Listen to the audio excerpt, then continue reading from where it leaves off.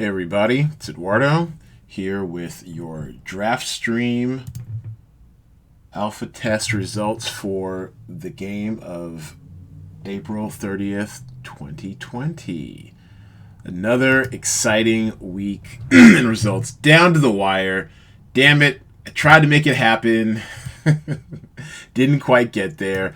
As I was updating over here in the final two columns, I got a little brief burst of hope when I saw when I saw Rotten Tomatoes score, and then the IMDb score I think ticked up a bit, but wasn't enough to pull me into the lead to win the extra $50 for you all. So next week will just be a $50 prize pool. Congratulations, though, damn it. You know what? Let me stop sounding all selfish and sour. Congratulations to our winner.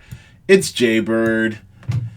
You know, I probably should have had like the clapping soundboard from my podcast, but well done, Jaybird. In only his second week, he has ascended to the top spot. Once a game theory expert, always a game theory expert. Let's take a look at his call sheet. And also, I guess, eulogies for Otter G Studios. You were great. Oh, I see someone's poking in to take a look while recording. Hello, Anonymous Camel. RG Studios, you gave it a good run. You almost got there. Great debut outing and great suggestions in the group chat. Looking forward to discussing those in a minute.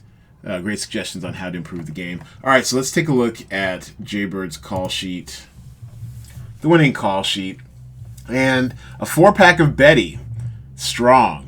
And what really put him over the top here, and the separator, quite honestly, between our call sheets, was his headliner stack of Upload. Now, he's gone optimal. He's got the 8 headliners, the 1 co-star, the 1 day player. But damn it, if he didn't strike gold here on Upload, the highest scoring show on the slate, just well done. Just really, really well done. And, I mean, not only by Jaybird, but also by Greg Daniels, one of the, I think he was a showrunner on The Office, co-creator of The Office, something like The American Office, also creator of King of the Hill, and also a key writer on Parks and Rec. Just, I mean, I don't know why we didn't expect Upload to be good, but it is excellent. I think I'm 8 episodes through, enjoying it immensely. It's got 10 episode first season. So yes, once the word got out on Upload, it definitely improved its scoring throughout the weekend. Trying, I think, add a few points between Sunday and Monday. But this was the winning call sheet. Let's see how it compares next to the perfect call sheet. Once again, my new toy. Using an optimizer with the results to figure out what the ultimate call sheet was. And it's pretty similar, except in this one, well, there's about almost 1,000 point difference. Was that like almost 100 point difference. I think it's like the 90, 80 something, 90 point difference. Anyways, this one, instead of the 2 Bettys, it went with a 4-pack. I mean, instead of the 4-pack of Bettys, it went with a 4-pack of Upload, and that would have been the difference. And just going to my call sheet, it's me being bitter and sour over here. What killed me was the Reckoning. If I'd even been able to swap out, I mean, I'm probably not going to swap out a Reckoning headliner, but I was 4,000 off the pace. If I could have even just swapped out a Reckoning co-star for an Upload co-star, I would have been fine. I would have won, but that's what I get. I try to go, even going optimal, you know, it all depends on what shows you choose. So that's why I end up getting second. Ring balls. Our bounty hunter, or bounty giver, really, he's giving away $50 to the top spot to Jaybird. Our bounty prize offerer, let's go to your call sheet real quick. Ring balls. He was close. He came in third, and all day and the night. Actually, the Wretched is what kind of sunk him. Look at that, 78.75. The problem with the Wretched is that it never quite got its ratings in. Oh, actually, no.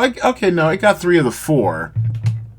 But missing, as you can see, missing a Rotten Tomatoes audience score can be deadly. Just deadly for your call sheets.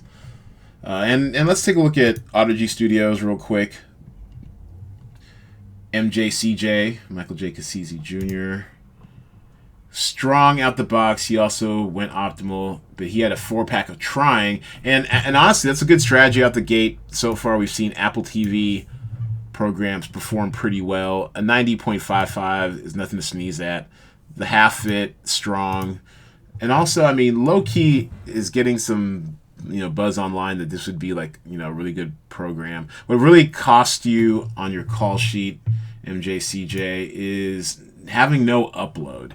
Even one upload might have, even one upload might have vaulted you into first place. And all day and a night, I mean, not a horrible score, but definitely slowing you down. 83.05. Betty actually is really good value. 6,000 for 6. Actually, let's look at. I wonder if I should add like score of. Oh man, I keep tinkering. So what I think I might do is add value next as a value column off the base score right here. Because I am intrigued. Oh, actually, you know what? That doesn't make any sense because the value does change with the actor. So never mind. Scratch that. Anyways, you still got really good value for Betty. I mean, considering that most of the actors were in the 6K range. So for 83.30. And actually, our value shopper this week was Ringballs. 14.97 points per $1,000 spent in budget. It's pretty impressive. Even our winner Jaybird was 13.48 is really good value as well. But Ringballs did more with less. Definitely did more with less. So Ringballs, you are our value shopper. You are our Value Village employee of the week. What other call sheets should we take a look at? Let's take a look at moms, the draft moms, real quick. Okay, so here's Brown Baby, aka the draft moms call sheet, and where you went wrong, mi madre, is Council of Dads trash, Dangerous Lies trash. The Reckoning did not get all of the reviews in, so for purposes of our game, also trash. It's any consolation, your son had some of The Reckoning as well. But yeah, so maybe I'll coach you up during the week and we can get you to pick a better call sheet.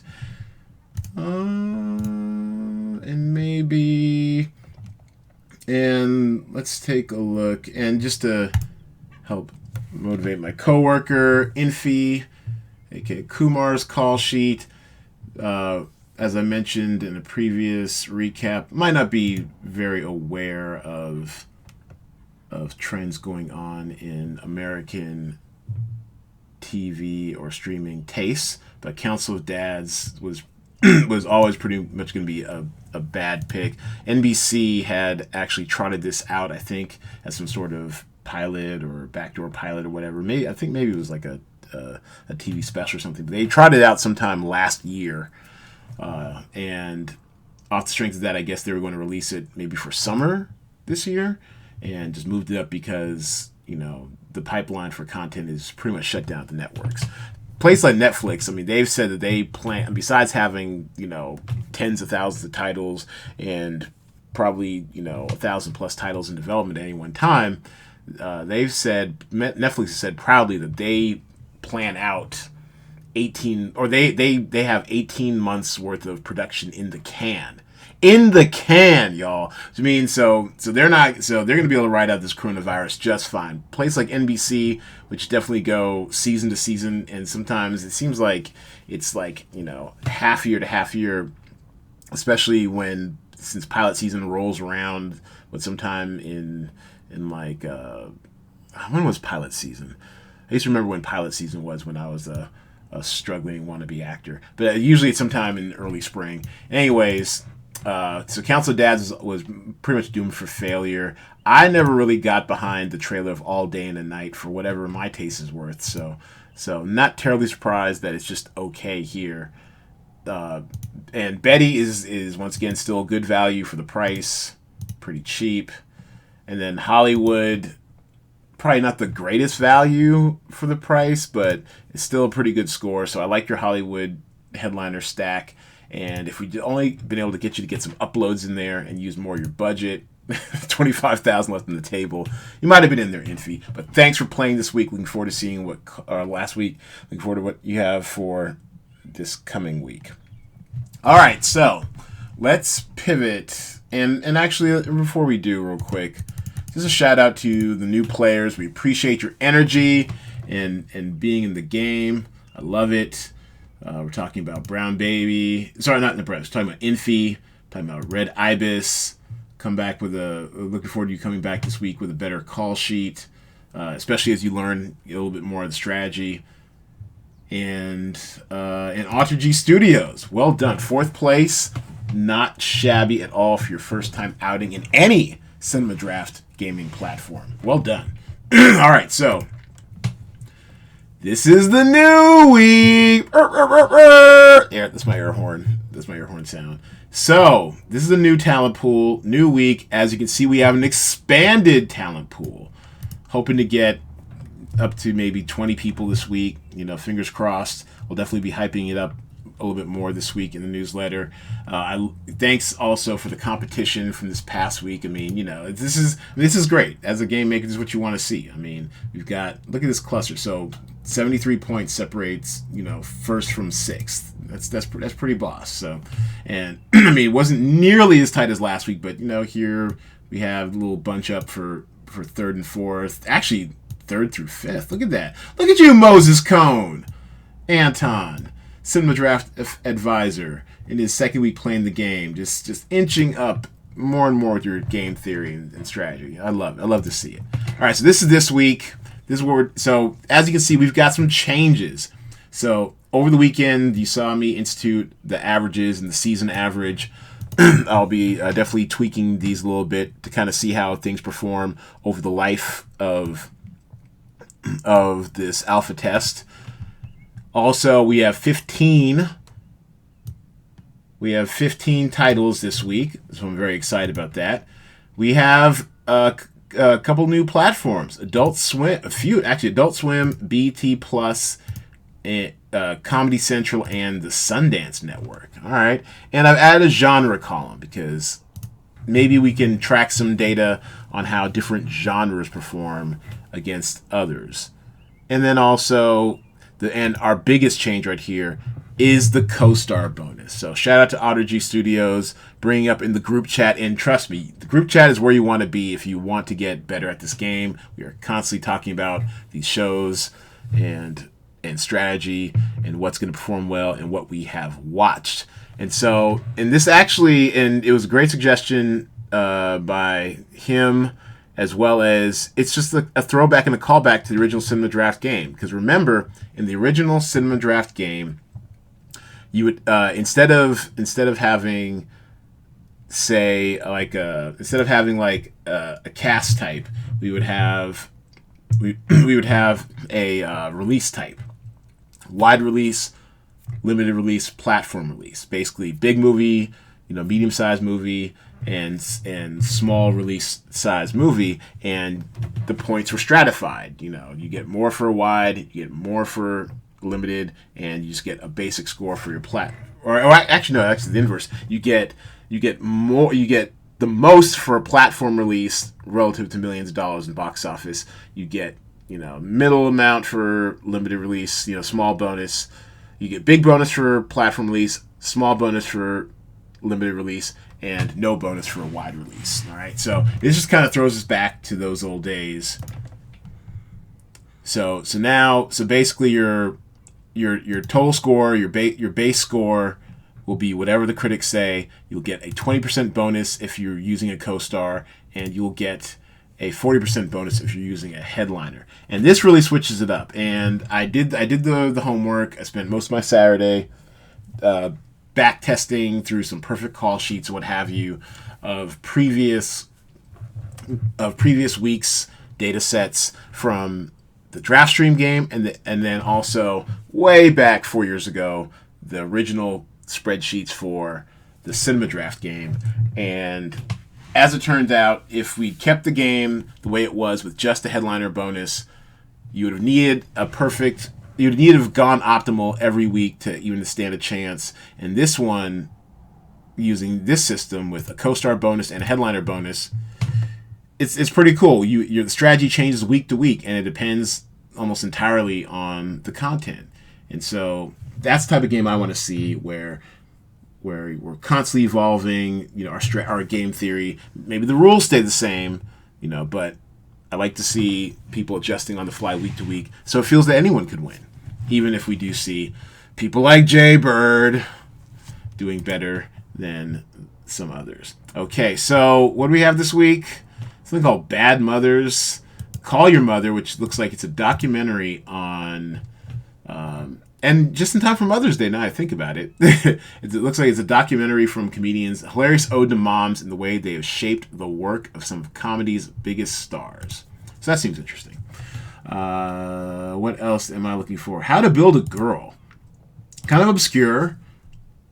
Looks like it's an indie, but it's got Beanie Feldstein. I don't know about you, but I loved me some Booksmart, so I might be checking this out. It's on video on demand. It's got a pretty strong cast, though. Love me some Jamila Jamil from The Good Place. Gemma Arterton, I do like her too. Yeah, it's a really good cast, so I might check that out. What else are we looking forward to? So this is our first Tyler Perry entry. Lord help us.